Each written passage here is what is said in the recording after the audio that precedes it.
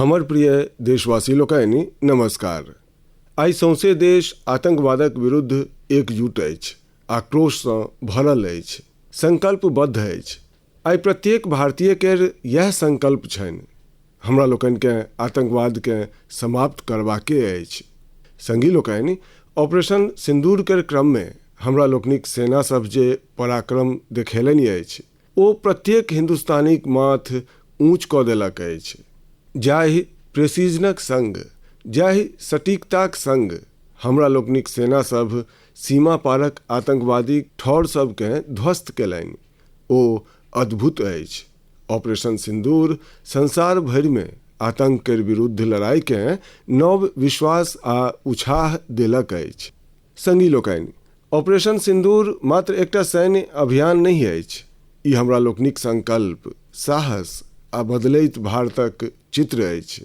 आ ई चित्र सौंसे देशकेँ देशभक्तिक भाव सबसँ भरि देलक अछि, तिरंगामे रंगि देलक अछि।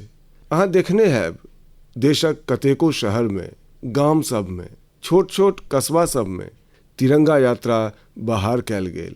हजारों लोक हाथमे तिरंगा लऽ कऽ देशक सेना, हुनका प्रति वंदन अभिनंदन करबा लेल बहरा गेला। कतेको शहरमे सिविल डिफेंस वॉलंटियर बनबा लेल पैघ संख्यामे युवा एकजुट भऽ गेला। आ हमरा लोकनि देखलहुँ, चंडीगढ़ केर वीडियो तऽ बड़ वायरल भेल छल। सोशल मीडिया पर कविता सब लिखल जा रहल छल, संकल्प गीत गायल जा रहल छल। छोट छोट नेना सब पेंटिंग्स बना रहल छलाह, जाहिमे पैघ संदेश निहित छल। हम एखन 3 दिन पहिने बीकानेर गेल रही। ओतऽ नेना सब हमरा एहने एकटा पेंटिंग भेंट केने छलाह। ऑपरेशन सिंदूर देशक लोक सबकेँ एतेक प्रभावित केलक अछि जे कतेको परिवार एकरा अपन जीवनक हिस्सा बना लेलक अछि। बिहारक कटिहारमे, यूपी केर कुशीनगरमे आरो कतेको शहरमे ओहि क्रममे जन्म लेनिहार नेना सभक नाम सिंदूर राखल गेलनि अछि। संगी लोकनि, हमरा लोकनिक जवान सब आतंकवाद केर अड्डाकेँ नष्ट केलनि। ई हुनका सभक अदम्य साहस छल, आ ओहिमे सम्मिलित छल भारतमे बनल हथियार सब, उपकरण सब आ टेक्नोलॉजी केर शक्ति। ओहिमे आत्मनिर्भर भारतक संकल्पो छल। हमरा लोकनिक इंजीनियर्स, हमरा सभक टेक्नीशियन, प्रत्येक केर घाम एहि विजयमे सम्मिलित अछि। एहि अभियानक बाद सौंसे देशमे वोकल फॉर लोकल के लऽ कऽ एकटा नव ऊर्जा देखा रहल अछि। कतेको बात मोनकेँ छूबि जाइत अछि।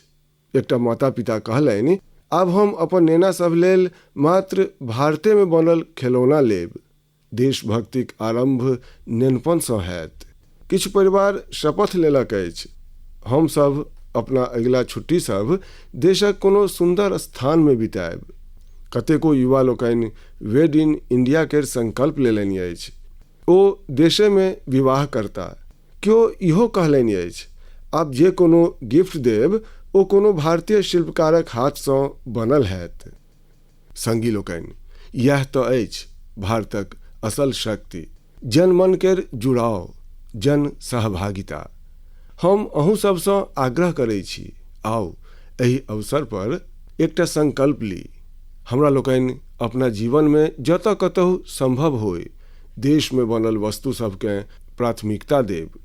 ई मात्र आर्थिक आत्मनिर्भरताक बात नहीं अछि, ई राष्ट्रक निर्माणमे सहभागिताक भाव अछि। हमरा सभक एकटा डेग भारतक प्रगतिमे बड़ पैघ योगदान बनि सकैत अछि। संगी लोकनि, बससँ कतहु आबि जायब कते सामान्य बात अछि, मुदा हम अहाँके एकटा एहन गाम द जनतब देबऽ चाहै छी जतऽ पहिल बेर एकटा बस पहुँचल। एहि दिनक ओतऽ केर लोक बरखोसँ प्रतीक्षा कऽ रहल छलाह। आ जखन गाममे पहिल बेर बस पहुँचल तऽ लोक सब ढोल नगारा बजा कऽ ओकर स्वागत केलनि।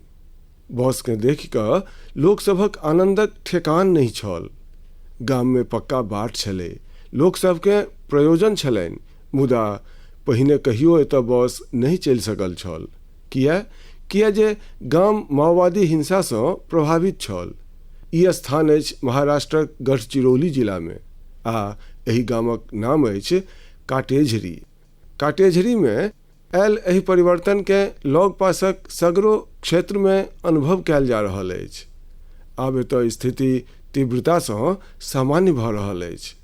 माओवादक विरुद्ध सामूहिक लड़ाई सँ आब एहन क्षेत्र सब धरि सेहो आधारभूत सुविधा सब पहुँचऽ लागल अछि।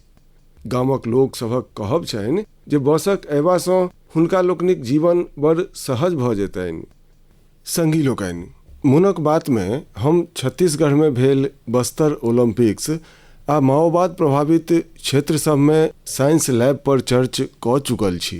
एतऽ केर नेना सब में साइंस केर पैशन छनि। ओ स्पोर्ट्स में सेहो कमाल कऽ रहल छथि। एहन प्रयास सबसँ जनतब होइत अछि जे एहि इलाका सब में रहनिहार लोक कतेक साहसी होइ छथि। ई लोकनि समस्त चुनौती सभक बीच अपना जीवन के नव बनेबाक बाट चुनलनि अछि। हमरा ई जानि कऽ सेहो प्रसन्नता भेल जे 10वीं आ 12वीं केर परीक्षा में दंतेवाड़ा जिलाक परिणाम बड़ सनगर रहल अछि। लगभग 95% रिजल्टक संग ई जिला 10वीं केर परिणाम सब में टॉप पर रहल। ओतहि 12वीं केर परीक्षा में ई जिला छत्तीसगढ़ में 6ठम स्थान प्राप्त केलक। सोचू, जाहि दंतेवाड़ा में कहियो माओवाद चरम पर छल, ओतऽ आइ शिक्षा केर पताका लहरा रहल अछि। एहन परिवर्तन हमरा सब गोटा के गर्व सँ भरि दैत अछि। हमर प्रिय देशवासी लोकनि, आब हम लायंस सिंह सबसँ जुड़ल एकटा बड़ नीक खबरि अहाँके कहऽ चाहै छी। पिछला मात्र 5 बरख में गुजरात केर गिर में सिंह सभक जनसंख्या 674 सँ बढ़ि कऽ 891 भऽ गेल अछि। 674 सँ 891। लाइन सेंसस केर बाद सोझा आयल सिंह सभक ई संख्या बड़ उत्साहित करऽ वाला अछि। संगी लोकनि, अहाँ में सँ बहुत रास लोक ई जानऽ चाहि रहल हैब जे अंततः ई एनिमल सेंसस होई कोना छै। ई एक्सरसाइज बहुते चुनौतीपूर्ण छै। अहाँके ई जानि कऽ आश्चर्य हैत जे लाइन सेंसस 11 जिला में 35,000 वर्ग किलोमीटर केर परिधि में कयल गेल छल। सेंसस लेल टीम सब राउंड द क्लॉक अर्थात 24 घंटा एहि क्षेत्र सभक चौकसी केलक। एहि सौंसे अभियान में वेरिफिकेशन आ क्रॉस वेरिफिकेशन दुनू कयल गेल। एहि सँ पूर्ण सूक्ष्मता सँ सिंह सभक गणतिक काज पूरा भऽ सकल। संगी लोकनि, एशियाटिक लाइन केर जनसंख्या में वृद्धि ई देखबैत अछि जे जखन समाज में ओनरशिप केर भाव मजबूत होइ छै तऽ केहन सनगर परिणाम अबै छै। किछु दशक पहिने गिर में स्थिति बड़ चैलेंजिंग छलै, मुदा ओतऽ केर लोक सब मिल कऽ परिवर्तन अनबाक बीड़ा उठेलनि। ओतऽ लेटेस्ट टेक्नोलॉजी केर संगहि ग्लोबल बेस्ट प्रैक्टिसेस के सेहो अपनाओल गेल। एही क्रम में गुजरात एहन पहिल राज्य बनल जतऽ पैघ स्तर पर फॉरेस्ट ऑफिसर केर पद पर स्त्रीगण केर प्रतिनियुक्ति कयल गेल। आइ हमरा लोकनि जे परिणाम देखि रहल छी, ओहि में हिनका सभक योगदान छनि। वाइल्ड लाइफ प्रोटेक्शन लेल हमरा लोकनि के अहिना सदिखन जागरूक आ सतर्क रहऽ पड़त। हमर प्रिय देशवासी लोकनि, 2-3 दिन पहिने ही हम पहिल राइजिंग नॉर्थ ईस्ट समिट में गेल रही। ओहि सँ पहिने हमरा लोकनि नॉर्थ ईस्ट केर सामर्थ्य के समर्पित अष्टलक्ष्मी महोत्सव सेहो मनेने रही। नॉर्थ ईस्ट केर बाते किछु आर छै। ओतऽ केर सामर्थ्य, ओतऽ केर टैलेंट वस्तुतः अद्भुत अछि। हमरा एकटा रोचक खिस्साक जनतब भेल अछि क्राफ्टेड फाइबर्स केर। क्राफ्टेड फाइबर्स ई मात्र एकटा ब्रांड नहीं, सिक्किम केर परंपरा, बुनाई केर कला आ आइ केर फैशनक सोच तीनू केर सुन्नर संगम अछि। एकर आरंभ केलनि डॉक्टर चेवांग नोरबू भूटिया। वृत्ति सँ ओ वेटनरी डाक्टर छथि आ हृदय सँ सिक्किम केर संस्कृति केर असल ब्रांड एम्बेसडर। ओ विचारलनि किया ने बुनाई के एकटा नव आयाम देल जाय आ एही विचार से जन्म भेल क्राफ्टेड फाइबर्स केर। वो पारंपरिक बुनाई के मॉडर्न फैशन से जोड़लनि आ एकरा बनेलनि एकटा सोशल एंटरप्राइजेज। अब हुनका ओतऽ मात्र कपड़ा नहीं बनै छै, हुनका ओतऽ जिंदगी सब बुनल जाइत अछि। ओ लोकल लोक सबके स्किल ट्रेनिंग दै छथि, हुनका आत्मनिर्भर बनबै छथि। गाम सभक बुनकर, पशुपालक आ सेल्फ हेल्प ग्रुप्स एकरा सबके जोड़ि कऽ डॉक्टर भूटिया रोजगारक नव बाट बनेलनि अछि। आइ स्थानीय स्त्रीगण आ कारीगर अपना कौशल से नीक कमाई कऽ रहल छथि। क्राफ्टेड फाइबर्स केर शॉल, स्टॉल, दस्ताना, पैताबा सब लोकल हैंडलूम से बनल होइत अछि। एहिमे जाहि ऊन केर उपयोग होइ छै ओ सिक्किम केर खरहा आ भेड़ी सबसँ अबैत अछि। रंगो पूर्ण रूप से प्राकृतिक होइत छैक, कोनो केमिकल नहीं, मात्र प्राकृतिक रंगति। डॉक्टर भूटिया सिक्किम केर पारंपरिक बुनाई आ संस्कृति के एकटा नव परिचिति देलनि अछि। डॉक्टर भूटिया केर काज हमरा सबके सिखबैत अछि जे जखन परंपरा के पैशन से जोड़ल जाय तऽ ओ संसार के कते लुभा सकैत अछि। हमर प्रिय देशवासी लोकनि, आइ हम अहाँके एकटा एहन भव्य व्यक्ति द जनतब देबऽ चाहै छी जे एकटा कलाकार सेहो छथि आ जीवित जागृत प्रेरणा सेहो छथि। नाम छनि जीवन जोशी, वयस 65 बरख। अब सोचू, जिनका नामे में जीवन होए ओ कते जीवंतता से भरल होता। जीवन जी उत्तराखंडक हल्द्वानी में रहै छथि। नेनपन में पोलियो हुनका पैरक शक्ति छीन लेने छलनि, मुदा पोलियो हुनका हौस के नहीं छीन सकल। हुनका चलबाक गति भने किछु मंद भऽ गेलनि, मुदा हुनकर मोन कल्पना केर सभटा उड़ान उड़ैत रहल। एही उड़ान में जीवन जी एकटा अप्रतिम कला के जन्म देलनि, नाम रखलनि बगेट। एही में ओ चीड़ केर गाछ सबसँ खसयवला सुखायल छाल सँ सुंदर कलाकृति सब बनबै छथि। ओ छाल जकरा लोग सामान्य रूप सँ व्यर्थ बुझै छथि, जीवन जीक हाथ में अबिते धरोहर बनि जाइत अछि। हुनकर प्रत्येक रचना में उत्तराखंडक माटि केर सुगंधि होइत अछि।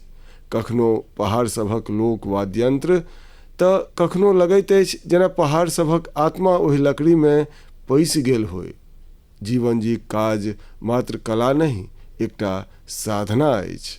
ओ एहि कला में अपन पूरा जीवन समर्पित कऽ देलनि अछि। जीवन जोशी सन कलाकार हमरा लोकनि के स्मरण करबै छथि जे परिस्थिति सब खाहे जेहने होय, जो विचार मजबूत होए तो असंभव किछु नहीं। हुनकर नाम जीवन छनि आ ओ सत्य में देखा देलनि जे जीवन जीब की होइ छै। हमर प्रिय देशवासी लोकनि, आइ कतेको एहन स्त्रीगण छथि जे खेत सभक संग ही आब आकाशक ऊंचास पर काज कऽ रहल छथि। जी हाँ, अहाँ ठीक सुनलहुँ, आब गामक स्त्रीगण ड्रोन दीदी बनि कऽ ड्रोन उड़ा रहल छथि आ ओहिसँ खेती में नव क्रांति आनि रहल छथि। संगी लोकनि, तेलंगानाक संगारेड्डी जिला में किछु समय पहिने धरि जाहि स्त्रीगण के दोसरा पर निर्भर रहऽ पड़ै छलनि, आइ वह स्त्रीगण ड्रोन सँ 50 एकड़ भूमि पर दवाई के छिटबाक काज पूरा कऽ रहल छथि। भोर में 3 घंटा, साँझ में 2 घंटा आ काज संपन्न भेल। रौदक ताप नहीं, माहुर सन केमिकलक खतरा नहीं। संगी लोकनि, ग्रामीणों सब एहि परिवर्तन के हृदय सँ स्वीकार केलनि अछि। आब ई स्त्रीगण ड्रोन ऑपरेटर नहीं, स्काई वॉरियर्स के नाम सँ जानल जाइ छथि। ई स्त्रीगण हमरा लोकनि के जनतब दऽ रहल छथि परिवर्तन तखन अबै छै जखन तकनीक आ संकल्प संग चलै छै। हमर प्रिय देशवासी लोकनि, अंतर्राष्ट्रीय योग दिवस में आब 1 मास सँ सेहो कम समय बचल अछि। ई अवसर मोन पाड़ैत अछि जे जो अहाँ एखनो योग सँ दूर छी तऽ आब योग सँ जुड़ू। योग अहाँक जीवन जीवाक ढंग बदलि देत। संगी लोकनि, 21 जून 2015 में योग दिवसक आरंभ केर बादेसँ एकर आकर्षण अनवरत बढ़ि रहल अछि। एहू बेर योग दिवस के लऽ कऽ संसार भरि में लोकसभक जोश आ उत्साह नजरि आबि रहल अछि। फराक फराक संस्थान अपन तैयारी सब साझी कऽ रहल अछि। बीतल बरख सभक चित्र बड़ प्रेरित केलक अछि। हमरा लोकनि देखलहुँ फराक फराक देश सब में कोनो बरख लोक सब योगा चेन बनौलनि, योगा रिंग बनेलनि। एहने बहुते चित्र सब अछि जतऽ एक संग 4 जेनरेशन मिल कऽ योग कऽ रहल छथि। बहुत रास लोग अपन नगरक आइकॉनिक प्लेसेस के योग लेल चुनलनि। अहूँ एहि बेर किछु इंटरेस्टिंग ढंगसँ योग दिवस मनेबा दऽ विचारि सकैत छी। संगी लोकनि, आंध्र प्रदेशक सरकार योग आंध्रा अभियान आरंभ केलक अछि। एकर उद्देश्य सौंसे राज्य में योग संस्कृति के विकसित करब छै। एहि अभियानक अंतर्गत योग केनिहार 10 लाख लोक सभक एकटा पूल बनायल जा रहल अछि। हमरा एहि बरख विशाखापत्तनम में योग दिवस कार्यक्रम में सम्मिलित हेबाक अवसर भेटत। हमरा ई जानि कऽ नीक लागल जे एहि बेर सेहो हमरा लोकनिक युवा संगी देशक विरासत सँ जुड़ल आइकॉनिक प्लेसेस पर योग करऽ वाला छथि। कतेको युवा लोकनि नव रिकॉर्ड बनेबाक आ योगा चेन केर हिस्सा बनबाक संकल्प लेलनि अछि। हमरा लोकनिक कॉर्पोरेट्स सेहो एहिमे पाछू नहीं छथि। किछु संस्थान सब ऑफिसे में योग अभ्यास लेल फराक स्थान निर्धारित कऽ देलक अछि। किछु स्टार्टअप्स अपना ओतऽ ऑफिस योग आवर्स निर्धारित कऽ देलनि अछि। एहनो लोक छथि जे गाम सब में जाकऽ योग सिखेबाक तैयारी कऽ रहल छथि। हेल्थ आ फिटनेस के लऽ कऽ लोक सभक ई जागरूकता हमरा बड़ आनंद दैत अछि। संगी लोकनि, योग दिवसक संग संग आयुर्वेदक क्षेत्र में सेहो किछु एहन भेल अछि जकरा दऽ जानि कऽ अहाँके बड़ प्रसन्नता हैत। काल्हिए अर्थात 24 मई के WHO केर डायरेक्टर जनरल आ हमर मित्र तुलसी भाई केर उपस्थिति में एकटा MOU साइन कयल गेल अछि। एहि एग्रीमेंटक संगहि international classification of health interventions केर अंतर्गत एकटा डेडिकेटेड ट्रेडिशनल मेडिसिन मॉड्यूल पर काज आरंभ भऽ गेल अछि। एहि पहल सँ आयुष के सौंसे संसार में वैज्ञानिक ढंग सँ बेसी लोक धरि पहुँचेबा में सहयोग भेटत। संगी लोकनि, अहाँ स्कूल में ब्लैक बोर्ड तऽ देखने हैब, मुदा आब किछु स्कूल में सुगर बोर्ड सेहो लगायल जा रहल अछि। ब्लैक बोर्ड नहीं, सुगर बोर्ड। CBSE केर एहि विलक्षण पहल केर उद्देश्य अछि नेना लोकनि के हुनकर सुगर इंटेक केर प्रति जागरूक करब। कते चीनी लेबाक चाही आ कते चीनी खायल जा रहल अछि, ई जानि कऽ नेना सब अपनहिसँ हेल्दी विकल्प चुनऽ लागल छथि। ई एकटा विलक्षण प्रयास अछि आ एकर असरियो बड़ पॉजिटिव हैत। नेनपनेसँ स्वस्थ जीवन शैलीक आदत देबा में ई बड़ सहयोगी प्रमाणित भऽ सकैत अछि। कतेको अभिभावक लोकनि एकर प्रशंसा केलनि अछि आ हमर मानब अछि एहन पहल कार्यालय, कैंटीन आ संस्थान सब में सेहो हेबाक चाही। अंततः स्वास्थ्य अछि तऽ सब किछु अछि। फिट इंडिया स्ट्रॉन्ग इंडिया केर न्यों अछि। हमर प्रिय देशवासी लोकनि, स्वच्छ भारत केर बात होय आ मोनक बात केर श्रोता पाछू रहथि, एहन कोना भऽ सकै छै भला। हमरा पूर्ण विश्वास अछि जे अहाँ सब अपना अपना स्तर पर एहि अभियान के मजबूती दऽ रहल छी।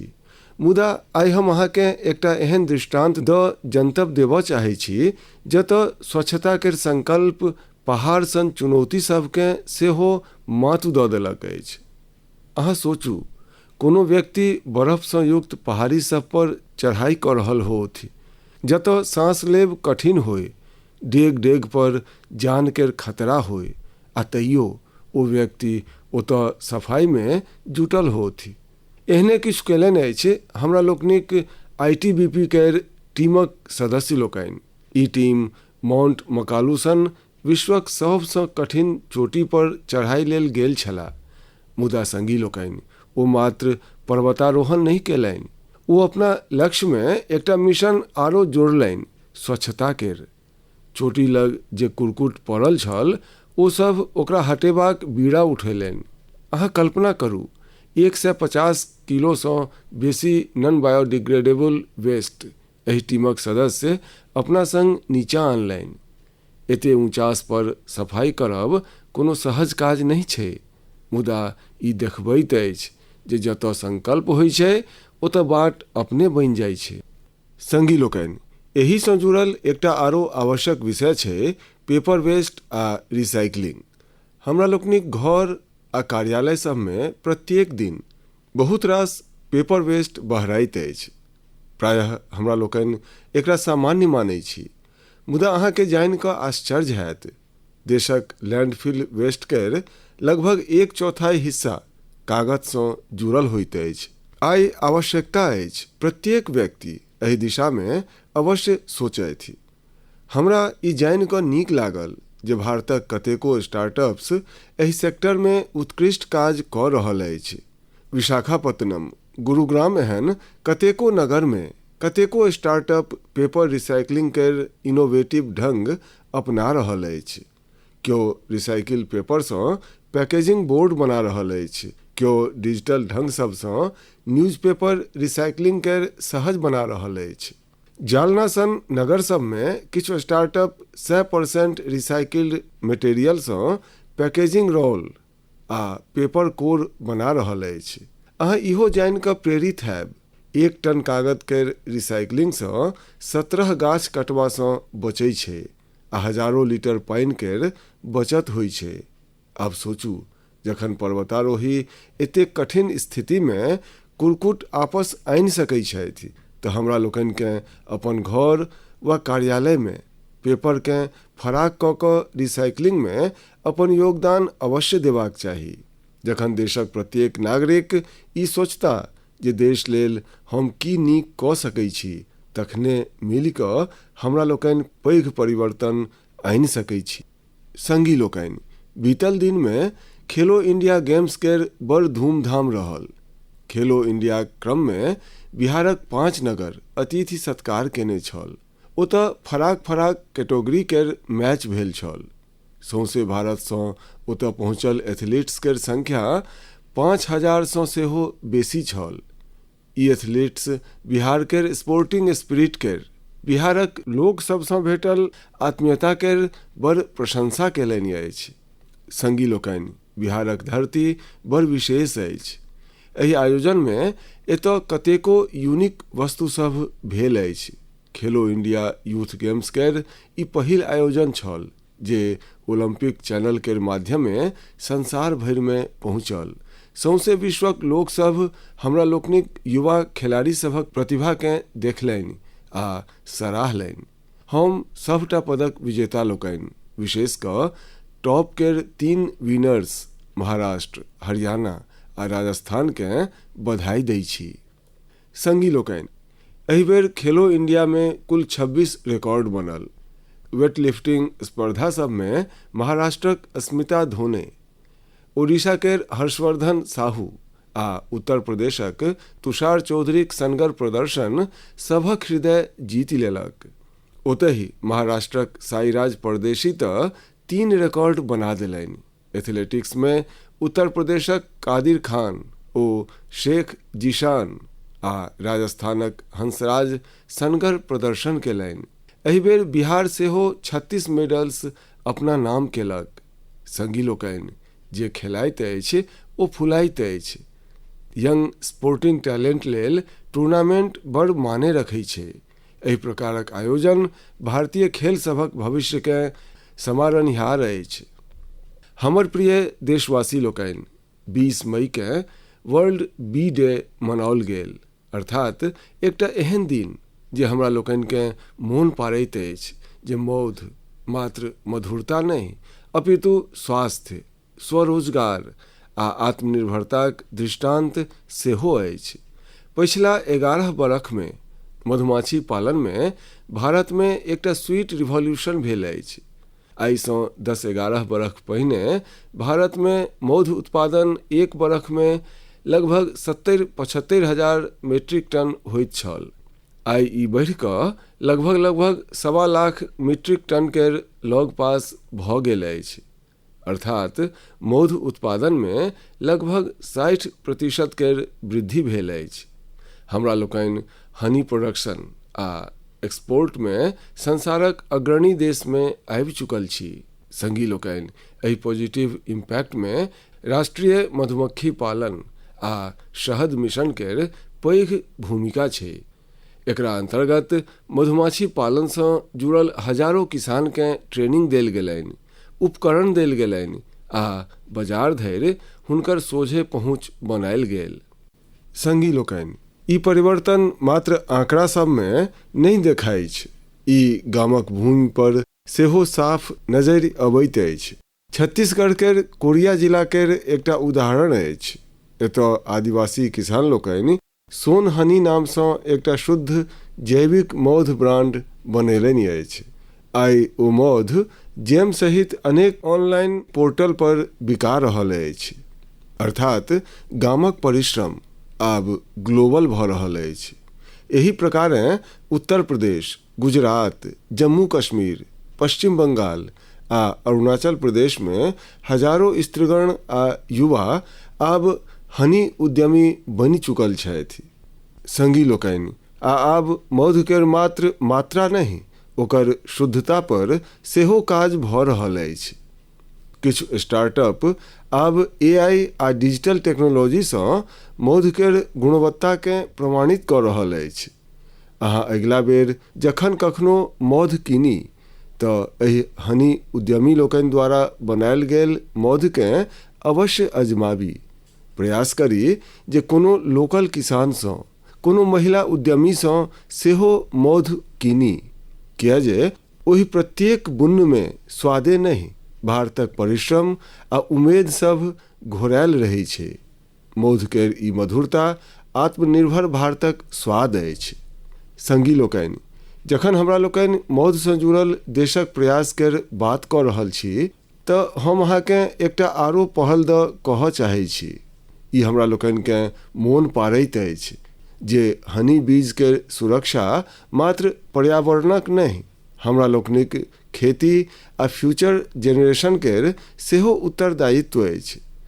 ई उदाहरण अछि पुणे शहरक, जतऽ एकटा हाउसिंग सोसाइटी में मधुमाछी के एकटा छत्ता हटायल गेल, प्रायः सुरक्षाक कारण वा भयक कारणे। मुदा ई घटना केकरो किछु सोचबा लेल विवश कऽ देलक। अमित नामक एकटा युवा तय केलनि जे बीज के हटायब नहीं, ओकरा बचेबाक चाही। ओ स्वयं सीखलनि, मधुमाछी सब पर सर्च केलनि आ दोसरों के जोड़ब आरंभ केलनि। नहु ओ एकटा टीम बनेलनि जेकरा ओ नाम देलनि बी फ्रेंड्स, अर्थात बी मित्र। अब ई बी फ्रेंड्स मधुमाछीक छत्ता सबके एक स्थान से दोसर स्थान सुरक्षित ढंग से ट्रांसफर करै छथि, जाहि से लोक सबके खतरा नहीं होय आ हनी बीज सेहो जीवित रहे। अमित जीक एहि प्रयासक असर सेहो बड़ उत्कृष्ट भेल अछि। हनी बीज के कॉलोनीज बचि रहल अछि, हनी प्रोडक्शन बढ़ि रहल अछि आ सबसँ आवश्यक अछि लोक सब में अवेयरनेस सेहो बढ़ि रहल अछि। ई पहल हमरा लोकनि के सिखबैत अछि जे जखन हमसब प्रकृतिक संग तालमेल में काज करै छी तऽ ओकर लाभ सबके भेटै छै। हमर प्रिय देशवासी लोकनि, मोनक बात के एहि एपिसोड में एहि बेर एतबे। अहाँ एही प्रकारे देशक लोक सभक उपलब्धि के, समाज लेल हुनकर प्रयास सबके हमरा पठबैत रहू। मोनक बात के अगिला एपिसोड में फेर भेटब, कतेको नव विषय आ देशवासी लोकनिक नव उपलब्धि सभक चर्च करब। हमरा अहाँ लोकनिक संदेश सभक प्रतीक्षा अछि। अहाँ सभक बहुत बहुत धन्यवाद। नमस्कार।